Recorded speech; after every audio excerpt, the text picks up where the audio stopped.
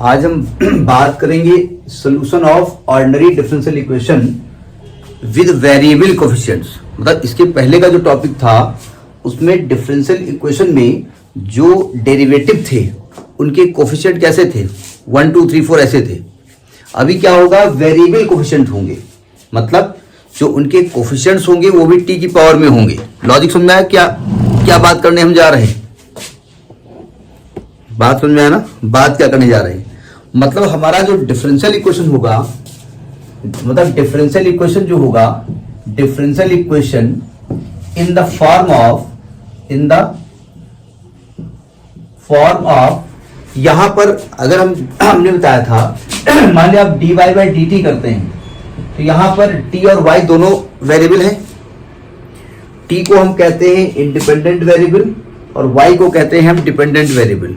ठीक है, तो यहां पर जो कोफिशिएंट होगा उसका t होगा, मतलब यहां पर ऐसे कुछ आएगा t की पावर m। अब देखो एक बार डेरिवेटिव करेंगे तो d डैश y या dy बाई डी एक्स करेंगे, ऐसे कर दो इसको।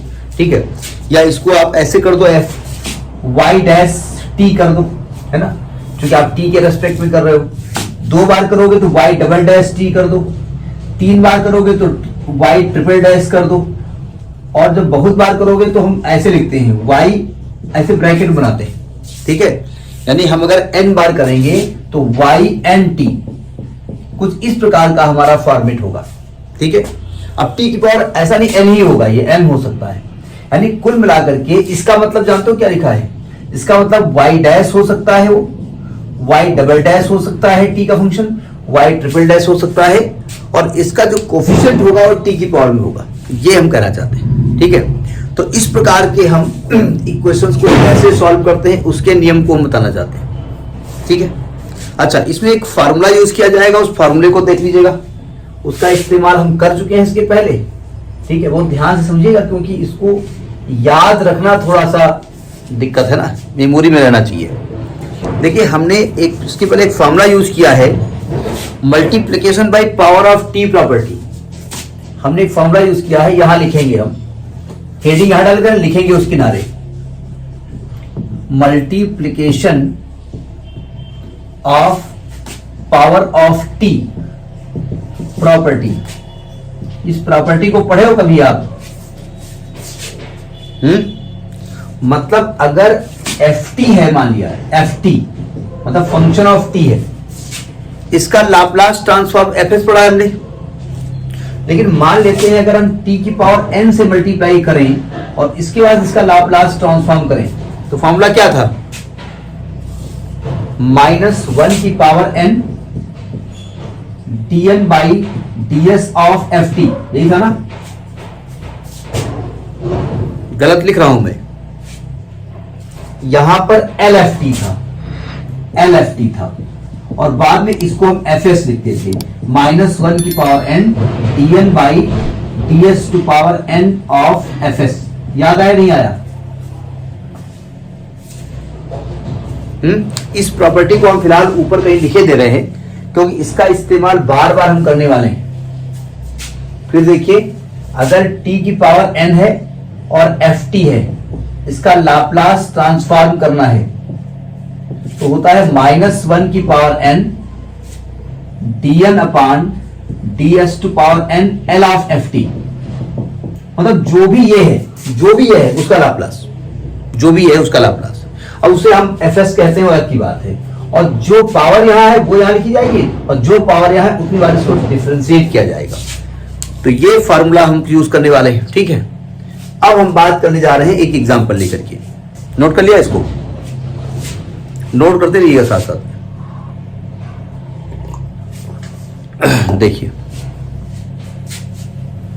इसको कहते हैं multiplication bye T property, power of T property. T भी कह सकते हो, वहां टी की पावर 1 वाला फॉर्मूला बताया गया था।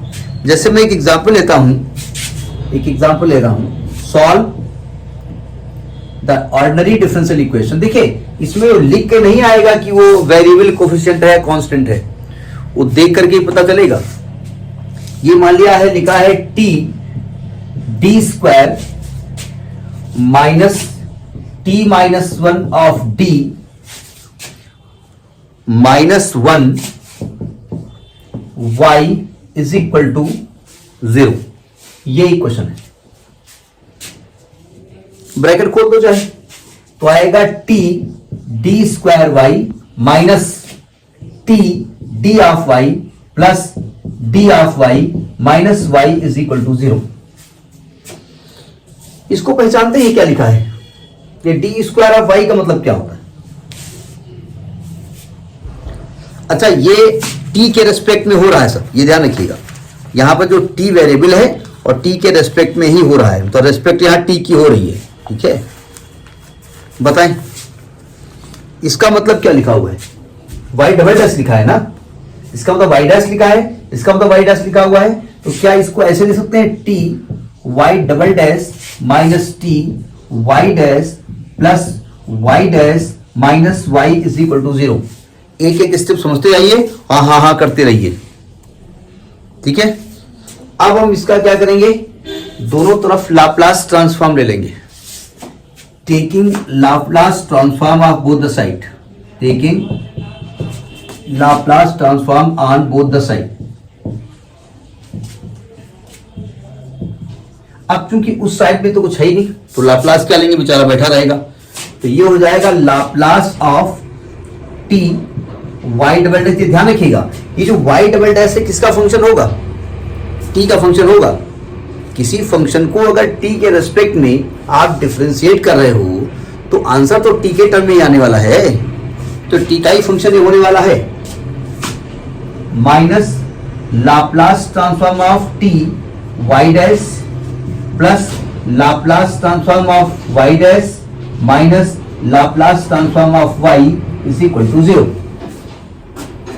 सही कहा मैंने?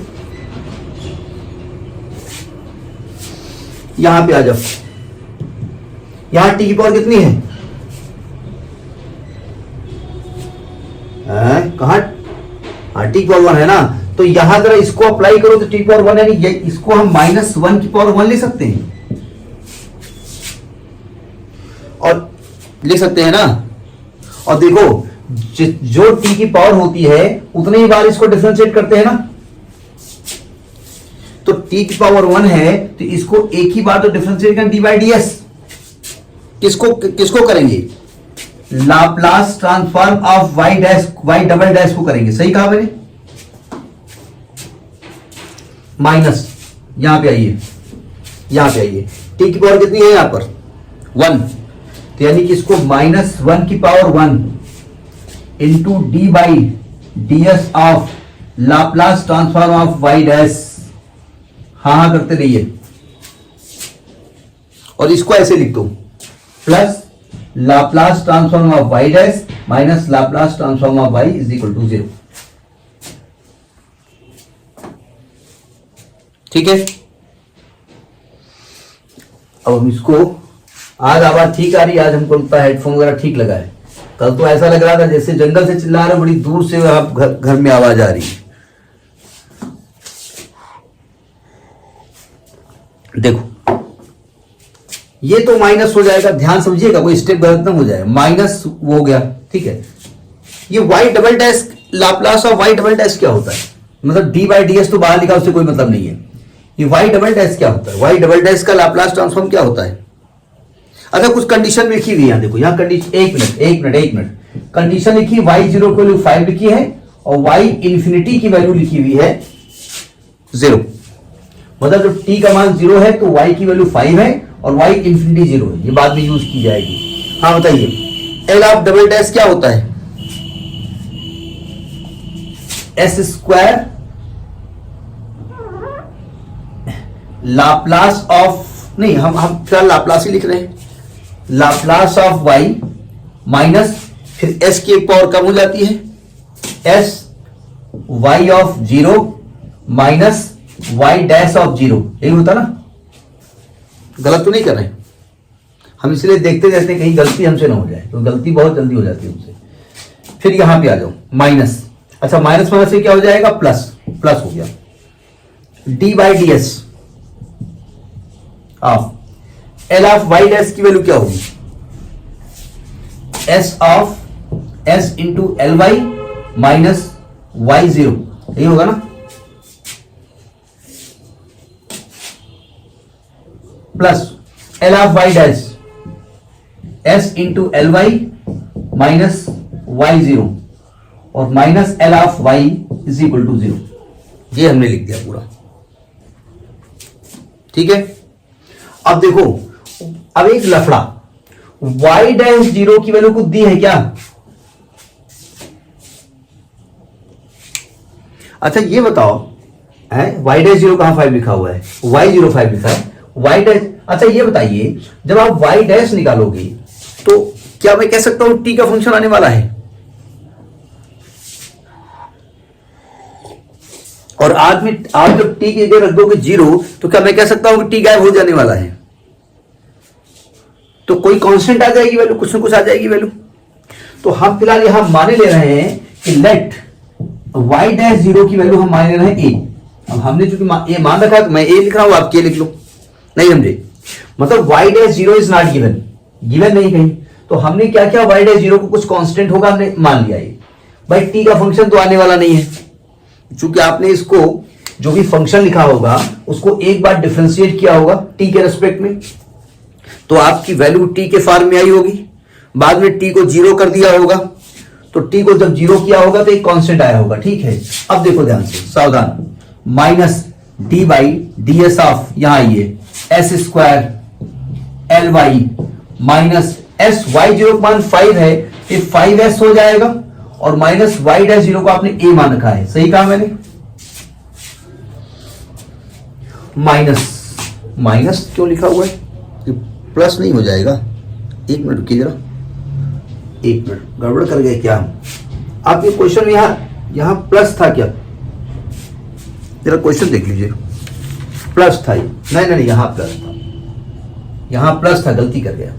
यहां फिर प्लस था, फिर यहां माइनस हो जाएगा, यहां माइनस हो जाएगा, प्लस था ना। अच्छा तुम देख नहीं रहे हो कि आप कहना ठीक है, नहीं हमने क्वेश्चन में क्या लिखा था, तो क्वेश्चन लिखा था तो प्लस था। क्वेश्चन ये था T D square plus T minus 1 into D Y, ये था ना, ये ऐसे था, ये प्लस था, इसको प्लस कर लीजिए। अच्छा प्लस इसलिए किए दे रहे हैं, उसे माइनस से भी आ जाएगा, क्योंकि सोल्यूशन हम लोग बनाते हैं ना, तो पता चला कहीं गलती हो गई तो फिर हम चेक नहीं कर पाएंगे, इसलिए उसको आप साइन चेंज ही कर दो, ये प्लस हो जाएगा, ठीक है। अब यहां भी प्लस हो गया, ये प्लस हो गया। अच्छा देखो ध्यान से, इसको रखते हैं, एक हल्की सी गलती फिर दिक्कत कर देती, चेक नहीं हो पाता ना। वाई डैश जीरो को हमने ए लिखी है। अब देखो, तो minus D by D S of S square L Y minus 5s minus A, minus देखो प्लस लिखा था फिर माइनस हुआ है, माइनस होगा, प्लस लिखा था फिर माइनस हुआ है तो माइनस होगा ना। D by D S of, देखो एस ऑफ एल वाई, तो एस ऑफ एल वाई लिखा रहने दो,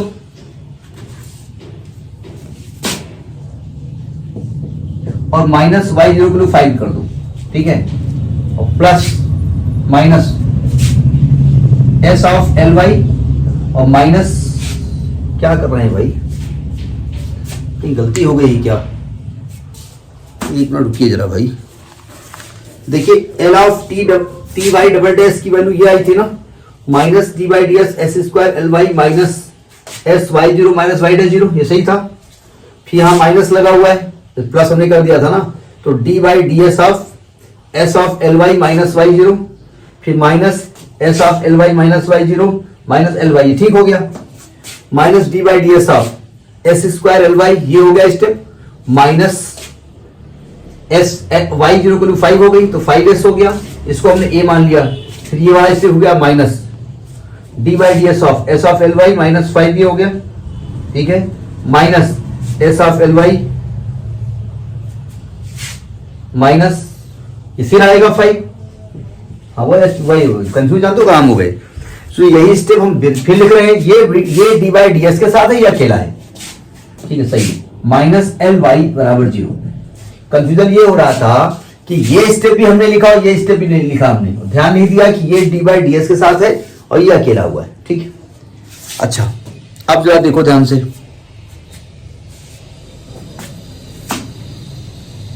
अब क्या करेंगे आप, इसको जरा प्रॉपर्ली लिख लीजिएगा, minus D by D S of, ऐसा करते हैं minus D by D S बाहर लिखते हैं, चलेगा, जहां भी डी बाई डी एस है सबको एक साथ लिख दें, क्या करेंगे एक साथ लिख करके, ब्रैकेट खोलो, ब्रैकेट खोलिए, देखो ध्यान से, minus D by D S of S square L Y minus minus plus d by D S of 5s minus minus plus d by D S of a, ये खोलिए, minus D by D S of s L Y plus d by D S of 5 minus s L Y minus minus plus 5 minus l y बराबर 0। पूछिए यहां तक,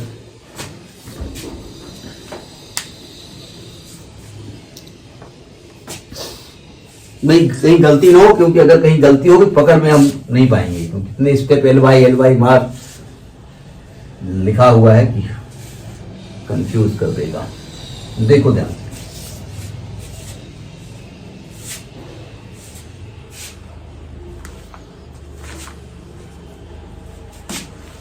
अब यहां पर आप प्रोडक्ट लगा दीजिए, देख रहा है दो फंक्शन है ना भाई, एल वाई तो भी एस का फंक्शन होगा ना, तो प्रोडक्ट लगाओ, कितना आएगा, minus S square D by D S of L Y minus L of Y, और एस स्क्वायर को जब डिफरेंशिएट करोगे तो 2s आने वाला है। हाँ हाँ करते रहिएगा, और जब 5s को करोगे तो प्लस का 5 आने वाला है, और a इज अ कांस्टेंट जो 0 होने वाला है। यहां करिए माइनस का, ये हम आगे जो गिवन है उसको हटा दे रहे हैं, ये ध्यान रखिए कि ये गिवन क्या है, y0 5 है, y इंफिनिटी 0 है, माइनस का s बाहर आएगा, dy ds of ly minus का l ऑफ y बाहर आएगा, और dy ds ऑफ s करोगे तो इंटू 1 हो जाएगा, और 5 का 0 हो जाएगा, minus s of ly minus का 5 माइनस का ly बराबर 0। ठीक है, अब देखो ध्यान से, थोड़ा सा लेंदी है, ठीक ठाक है लेंदी, ठीक है,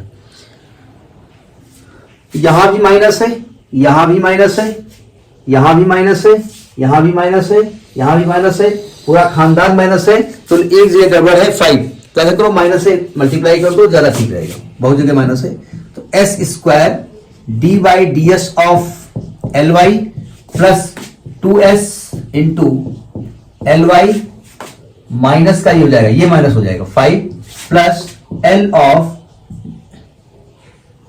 एल कहां से आ गया, ये इतना गंदा लिखते हैं हम, ये एल कहां से आ गया, एस होगा, क्या कर रहे हो भाई यार, D by D S of L Y plus L Y minus plus S of L Y plus 5, अच्छा ये गलती कर गए, चलो अब सही कर देंगे, प्लस एल ऑफ वाई बराबर 0। एक्चुअली मैं 5 यही कर सकता था, ये वाला ना, चलो यहां काट दो, देख नहीं पाए थे, कट गया।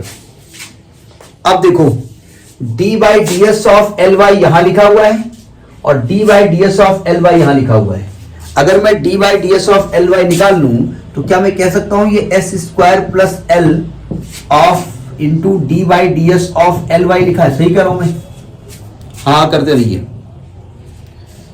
एल वाई यहां लिखा हुआ है, एल वाई यहां लिखा हुआ है, एल वाई यहां लिखा हुआ है, एल वाई यहां लिखा हुआ है, देखो 2s L Y plus S L Y, तो आ गया प्लस का 3s एल वाई, है ना, और प्लस का एल वाई प्लस का एल वाई प्लस का 2 एल वाई, क्योंकि हमको y निकालना है, बाद में l को हटा देंगे तो l इनवर्स आ जाने वाला है, और इतना ही आएगा और कुछ बचेगा,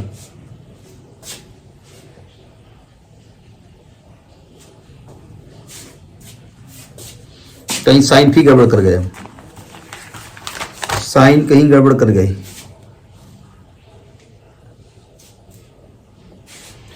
ये 5 प्लस का था और ये 5 भी प्लस का था, ये दोनों प्लस के थे, ठीक है। यहां दोनों माइनस के हो गए थे। भाई साइन थोड़ा देखे रहिए, थोड़ा गड़बड़ी हो जाती है। ये माइनस का 10 हो जाएगा। साइन जरा देखे रहा करिए, तो उतार रही हूँ जो हम लिख रहे हैं बस केवल। और इतने लंबे लाइन में हमने लिख रखा है कि वो पकड़ में भी नहीं आता ना। अच्छा सुनो ध्यान से, ये एल ऑफ वाई दिक्कत कर रहा है बार बार, तो मैं एल ऑफ वाई को कुछ मान लेता हूं, बाद देखा जाएगा। लेट एल ऑफ वाई को हमने जेड मान लिया, जानबूझ करके मान लिया, बाद में हटा देंगे, ठीक है। तो इक्वेशन इसको इक्वेशन बाय स्टार डाल दो, तो लिखेंगे equation star becomes S square plus S D Y D S of Z, मतलब जेड भी एस का फंक्शन है, ध्यान रखिएगा, प्लस 3s प्लस 2 और एल वाई बाहर कर दिया, उसको जेड मान लिया, -10 बराबर 0।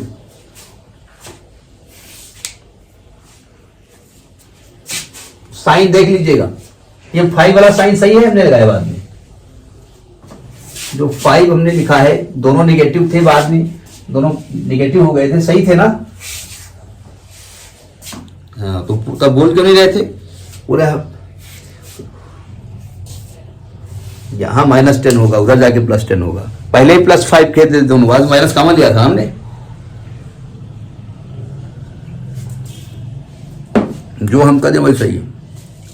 देखो, यानी ये लिखा हुआ है S square plus S dz by ds plus 3s plus 2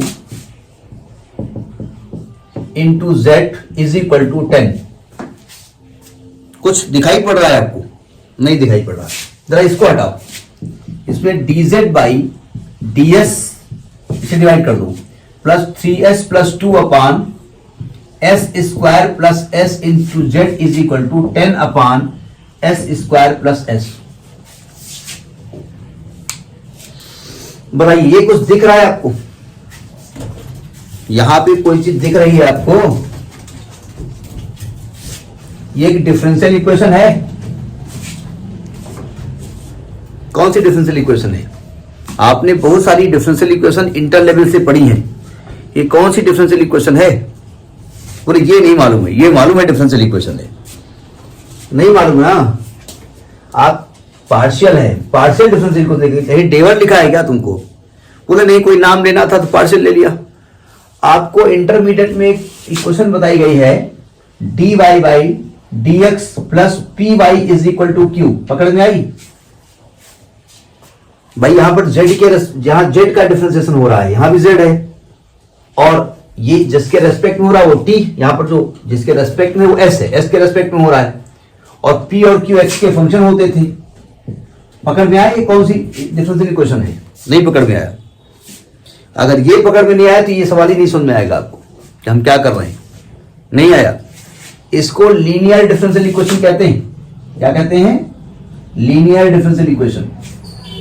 अच्छा, लीनियर कहते हैं, मान लिया हमने बता दिया, तो मत समझ में आया हम कहना क्या चाहते हैं। लीनियर कहते हैं तो अब क्या करें?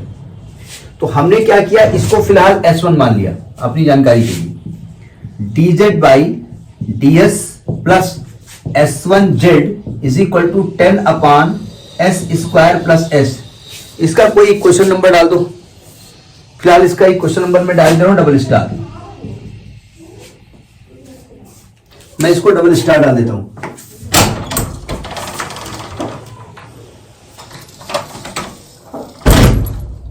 ठीक है, अब आपको मालूम है लीनियर डिफरेंशियल इक्वेशन कैसे सॉल्व किया जाता है? नहीं मालूम? भाई अगर ये इंटर का नहीं मालूम तो फिर दिक्कत हो जाती है। इसमें आप इंटीग्रेटिंग फैक्टर निकालते थे, e to power integral p dx, याद है? यानी आपको e to power integral S1 ds करना पड़ेगा।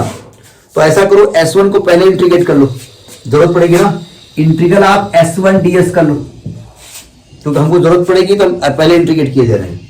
Is equal to integral S1 की वैल्यू क्या है? 3s plus 2 upon S square plus s ds। बताइए इसका इंटीग्रल कैसे होगा? इसका इंटीग्रल कैसे होगा? इसके कई तरीके। एक तो तरीका ये है कि इंटरमीडिएट में हमने p x plus q upon a x square plus b x plus c पढ़ा है। दूसरा तरीका ये है, मैं एक काम करता हूं, 3s प्लस 2 अपान यहां से s कॉमन लेता हूं, s प्लस 1, हम इसका पार्शियल फ्रैक्शन कर देंगे। ठीक है, पार्शियल फ्रैक्शन करना आता है आपको? देखो पार्शियल फ्रैक्शन का तरीका मैं बता देता हूं, इसका करना पड़ेगा ना, बाद में यहां पर वैल्यू रखेंगे हम। देखो ध्यान से, 3s में इसी में मैं थोड़ा शॉर्टकट करता हूं, इसको a upon s plus b upon s plus 1 लिख दिया, चलेगा? ds। ये ध्यान रखिए, इसी क्वेश्चन नंबर स्टार को देखिएगा, इसकी जरूरत पड़ेगी हमको, इसलिए इसको हम छोड़ेंगे नहीं, छोड़ेंगे नहीं मतलब क्या, इसको ऊपर लिखे दे रहे हैं हम, dz by ds plus s1z is equal to 10 upon s1 s square plus s। ये क्वेश्चन नंबर डबल स्टार है। देखो ध्यान से, अगर आपको लीनियर डिफरेंशियल इक्वेशन नहीं आता है तो ये क्वेश्चन नहीं समझ में आएगा, ध्यान रखिएगा। ठीक है, इंटरमीडिएट का लेवल आपको तैयार होना चाहिए। देखो ध्यान से, ए और बी निकालने का तरीका मैं डायरेक्ट बता देता हूं। ए के नीचे क्या लिखा हुआ है? एस लिखा है ना, जल्दी बोलिए, एस लिखा है ना, तो एस को 0 कर दीजिए। ठीक है, एस को 0 कर दो, ऊपर लिखो एस को 0, कितना आएगी वैल्यू? ऊपर एस को 0 को कितनी वैल्यू आएगी? तो वो ए की वैल्यू होगी, ऊपर रख दीजिए, उसी पे ए की वैल्यू आ जाएगी। तो ये आ जाएगा आपका इंटीग्रल s1 ds, चूंकि निकाल रहे थे, इंटीग्रल a का मान 2 आ गया, 2 अपान s प्लस, सुनो ध्यान से, b के नीचे कौन लिखा हुआ है? s प्लस 1 लिखा हुआ है, s प्लस 1 को 0 कर दीजिए, s का मान क्या निकलेगा? -1 निकलेगा। यहां रख दो जरा s का मान -1,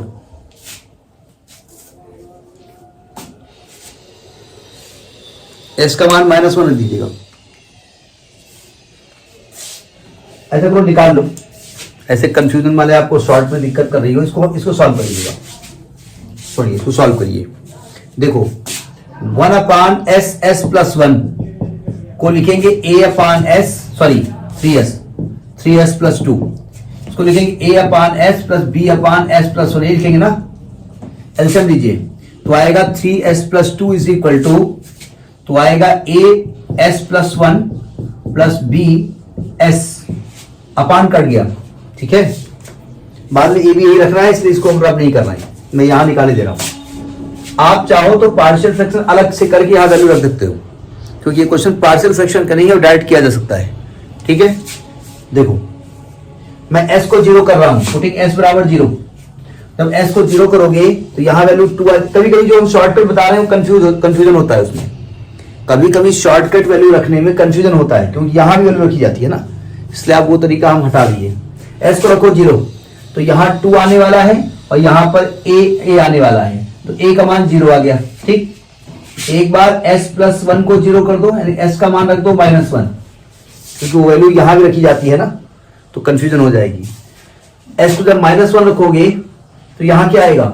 माइनस का 3 प्लस 2 बराबर a का मान 0 होगा, b -1, तो -1 बराबर -b का मान 1 आ गया, तो a का मान 2 आ गया और b का मान 1 आ गया। निकाल लिया,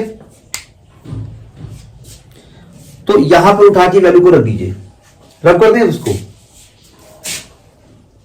a का मान 2 है, b का मान -1 है, सॉरी प्लस का 1 है, तो यानी ये आपका आ जाएगा इंटीग्रल, ये जो ds निकलेगा वो a का मान 2 है, तो 2 अपान s ds और प्लस 1 अपान s प्लस 1 ds, ये आने वाला है। और ये इंटीग्रल s1 ds लिखा हुआ है, ये इंटीग्रल s1 ds लिखा हुआ है। 2 अपान s का इंटीग्रल क्या होगा? 2 log s to base e, और प्लस इसका क्या होगा? log s plus 1 to base e। अब यहां कांस्टेंट नहीं प्लस होगा, क्योंकि ये इंटीग्रल नहीं हो रहा है, इंटीग्रल अभी फाइनल होना बाकी है। इसको क्या मैं देखिएगा ध्यान से, सावधान, इस 2 को हटा के इसकी पावर पे लिख सकते हैं, और log m plus log n को हो जाएगा log s square into S plus 1, यानी ये s1 ds आ गया इंटीग्रल। ठीक है, अब जरा इस इक्वेशन डबल स्टार में देखिएगा, ये नोट कर लिया आपने, मैं यहां लिखे दे रहा हूं, इंटीग्रल s1 ds की वैल्यू आई है log s square into S plus 1 to base e। ये वैल्यू हम यूज करेंगे अभी बाद में। अब देखो ध्यान से, by equation double star, equation double star देखिएगा, ये लीनियर डिफरेंशियल इक्वेशन है, तो आप इसका इंटीग्रेटिंग फैक्टर निकालेंगे। क्या होता है, integral E to power integral s1 ds, और ई टू पावर और s1 ds का इंटीग्रल आप निकाल चुके हैं, log s square s plus 1 to base e। इसको सॉल्व करना आता है आपको?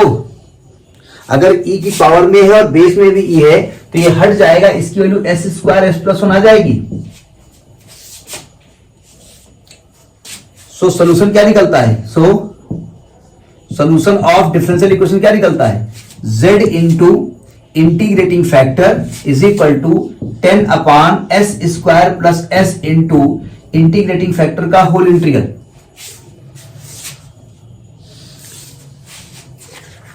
याद आया? अभी चिंता रखो, अभी आधा क्वेश्चन हुआ है ds। तो z इंटू इंटीग्रेटिंग फैक्टर क्या आया है, s स्क्वायर प्लस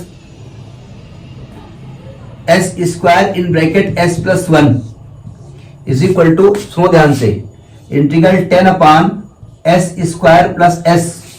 एक मिनट जरा, यहां से ऐसा करते हैं, यहां से s का मान ले लेते हैं, बाहर जाएगा s प्लस 1 और ऊपर आएगा s square s plus 1 ds। s plus 1 cut गया, s कट गया, तो ये हो जाएगा z into S square s plus 1 is equal to 10, और यहां बचेगा s का इंटीग्रल s स्क्वायर बाई 2 यानी 5s स्क्वायर आ गया। सही कहा मैंने? और यहां पर एक कांस्टेंट आएगा, उस कांस्टेंट को c मान लिया हमने, क्योंकि इंटीग्रल करेंगे तो एक कांस्टेंट आएगा। ठीक है,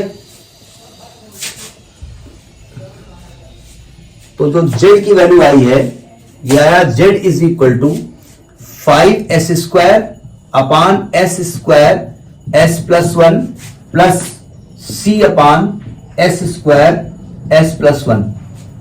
ये आएगी वैल्यू z की।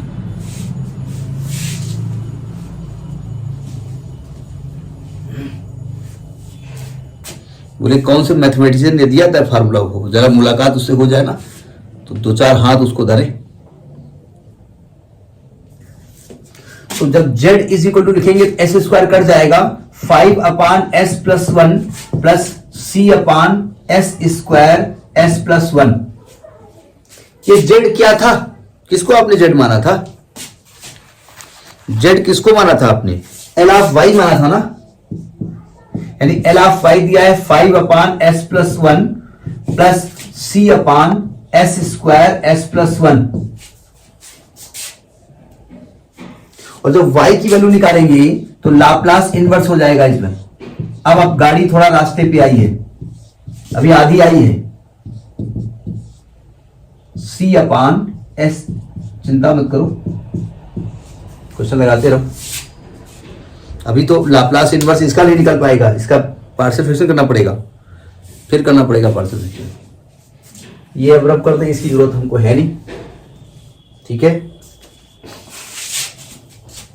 आंसर तो निकल आया, अब लाप्लास इनवर्स चाहिए ना, अभी लाप्लास पे पढ़े थे ना। हाँ, सर दर्द कर रहा है। y बराबर लाप्लास इनवर्स ऑफ, अच्छा सुनिए, यहां 5 को बाहर लिखे जा रहे हैं, 5 से मतलब नहीं है, 5 इंटू ये Laplace inverse of 1 upon s plus 1 क्या होगा, Laplace inverse of 1 upon s plus 1। अच्छा बाद में लिखिए, चलो नोट कर लीजिएगा, 1 अपॉन एस प्लस 1 बाद में निकालते हैं, प्लस सी बाहर कर दो, Laplace inverse of sine T, अभी मैं बता रहा हूं, साइन टी बता रही हूं, अभी बता रहे हैं मुझे। इसको एक क्वेश्चन नंबर डाल दो, हैश स्टार, कुछ छोड़ेंगे नहीं हम। अब देखो ध्यान से, वहां पे आ जाओ, इस पे दिक्कत आएगी भाई। इसका हम लाप्लास इनवर्स निकालें कैसे? इसका पहले पार्शियल फ्रैक्शन करो, ठीक है। Partial fraction of 1/s² s+1 कैसे लिखा जाएगा? a/s plus b/s² plus c/s+1। LCM लोगे, इधर 1 बचेगा, इधर a के साथ s आ जाएगा, b के साथ s+1 आ जाएगा और c के साथ s² आ जाएगा। अब आपको एबीसी की वैल्यू निकालनी है, तो आप ऐसा करो, एक बार s को 0 कर दो, ठीक है। s को 0 करेंगे तो यहां 1 आ जाएगा और यहां b आ जाएगा। b का मान 1 आ गया, b का मान लिख दो कहीं 1, बाद में रखेंगे हम। b का मान 1 लिख दीजिएगा। एक बार s+1 को 0 कर दो, यानी s को -1 लिख दो, तो यहां तो कुछ दिक्कत रहेगी नहीं। ये हो जाएगा माइनस का a और ये हो जाएगा प्लस का c। -a प्लस c की वैल्यू आ गई, एक मिनट, गलत गलत गलत गलत गलत। a के साथ भी तो s+1 आएगा, क्या कर रहे हो भाई? तो a भी 0 हो जाएगा, तो c का मान आ गया 1, c की वैल्यू भी 1 आ गई, c को भी 1 लिख दो।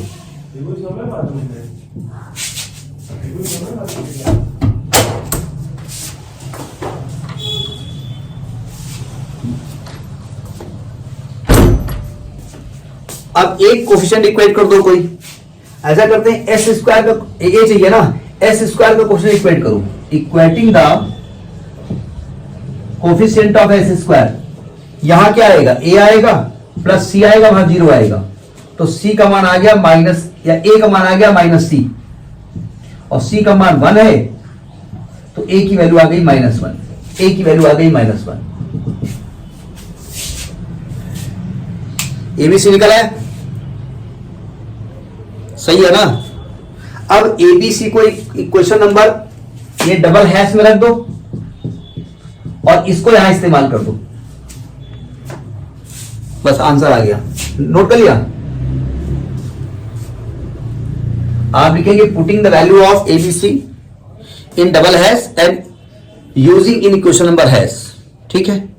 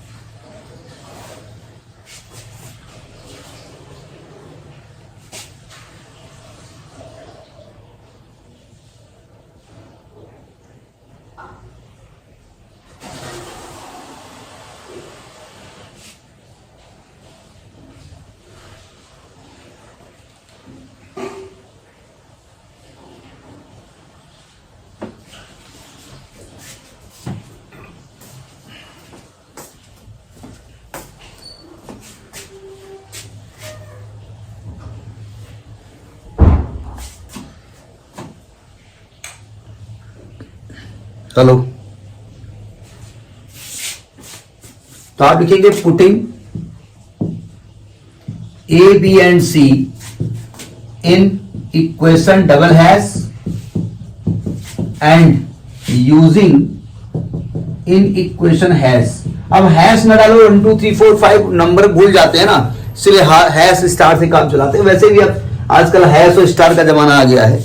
तो देखो यहां से क्या मिलेगा, y बराबर 5 Laplace inverse of 1/s-1 plus c। सो ध्यान से, ये लाप्लास इनवर्स ऑफ a की वैल्यू क्या है, 1/s, b की वैल्यू है प्लस 1/s², c की वैल्यू है प्लस 1/s+1। तो आ जाएगा y इज इक्वल टू 5। अब बताइए लाप्लास इनवर्स ऑफ 1/s-1 क्या होता है? देख लिया तुमने कहीं, e⁻t होता है कि -t होता है? e⁻t plus c। Laplace inverse of 1/s क्या होता है? लाप्लास इनवर्स ऑफ 1/s -1 होता है, नहीं याद है? देखो जरा ध्यान से, लाप्लास इनवर्स ऑफ 1/s की पावर n+1 की वैल्यू क्या बताई गई थी? t⁴n/n, ये बताई गई थी ना। और ये यहां पर लिखा है 0+1, भाई कंपेयर करना पड़ेगा ना। तो 0+1 करोगे तो t⁴0/0 तो 1 आएगी वैल्यू ना। हाँ 1 आएगी वैल्यू, 1 आएगी। लेकिन एक मिनट, ए की वैल्यू ऑलरेडी निगेटिव थी ना, ए की वैल्यू तो निगेटिव थी ना, तो यार इसलिए -1 आएगी वैल्यू। वही हमने कहा कहां गलती हो रही, -1 आ गया। प्लस यहां 1/s² में ये अप्लाई करो, तो ये 1+1 लिखा हुआ है, तो क्या हो जाएगा? t⁴1/1 t आएगा, और ये क्या आएगा? 1/s+1 क्या हो जाएगा? अच्छा एक मिनट, ये s+1 है, s+1 है भाई, बहुत गलती हो जाती है, बहुत हौस-पौस हो जाता है ना। तो ये आएगा e⁻t। ये आपका आंसर अभी नहीं हुआ, अभी ये आंसर, इसको डबल जो भी क्वेश्चन माने वो मान लीजिए ट्रिपल स्टार। अभी सी का मान निकालना पड़ेगा। देखो अब सी का मान निकालने में एक दिक्कत है, अलग अलग टीचर अपने अपने हिसाब से बताते हैं। सी का मान निकालने में आपको कंडीशन लगानी पड़ेगी, लिखेंगे वी हैव टू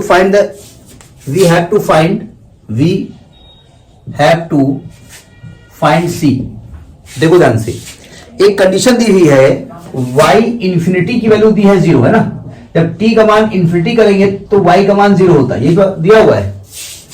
लेकिन ये बताओ, अगर मैं t को यहां इनफाइनाइट लिख दूंगा तो यहां इंफिनिटी हो जाएगा, क्या c का मान निकाल सकते हो?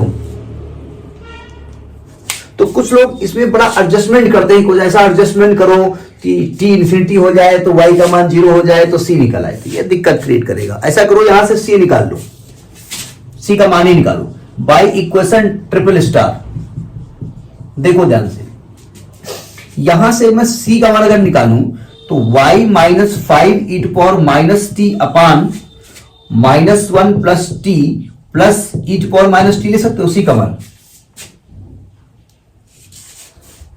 ये ध्यान रखिए, सी का मान यही रखना है, हम बात करने जा रहे हैं। अल्टीमेटली सी का मान यहां रखना है, ठीक है, ये लिख सकते हैं ना।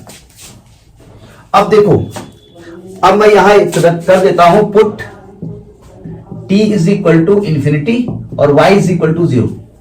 देखो ये बताओ, अगर t को इंफिनिटी करोगे तो सावधान, तो y तो हो गया 0।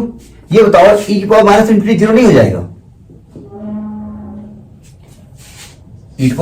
तो 0 भी आ जाएगा अपान, जब नीचे इंफिनिटी करोगे तो समथिंग अपान इंफिनिटी 0 हो जाएगा, तो ऑलरेडी वैल्यू क्या आने वाली है? 0।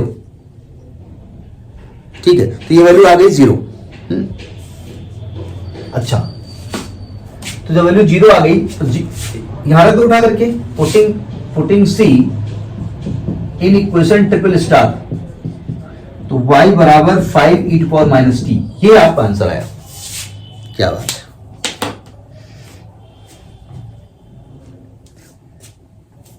ठीक है भाई। ये 0/∞ आएगा, इंफिनिटी 1/0 होता है भाई, ये ऐसे आएगा ना, 0/∞ और इंफिनिटी 1/0 होगा, तो ये 0 आएगी वैल्यू, ऐसे समझ लीजिएगा, ठीक है।